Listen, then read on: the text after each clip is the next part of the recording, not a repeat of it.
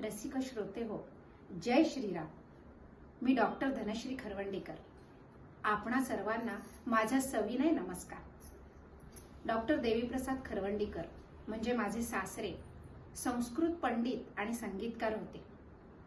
त्यांनी संस्कृत साहित्य आणि काव्य क्षेत्रामध्ये अत्यंत भरीव असं योगदान दिलंय, दर्जेदार कार्य केलंय आणि त्यांच्या या योगदानाबद्दल त्यांना राष्ट्रपती पुरस्कार, संस्कृत पंडित आणि महामहोपाध्याय या आणि अशा अनेक पुरस्कारांनी सन्मानित केले. अत्यंत सहज, सुलभ आणि सोप्या अशा काव्यरचना हे त्यांच्या काव्याचं प्रमुख वैशिष्ट्य.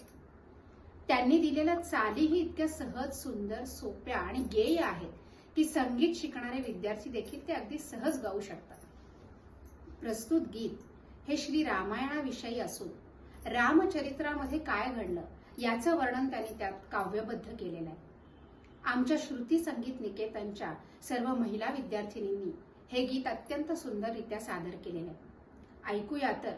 अपूर्व रूपम कर्ण रसायनम अमृतम वसुधा गतम रसिका शृणुत रामचरितम रसिका शृणुत रामचरितम.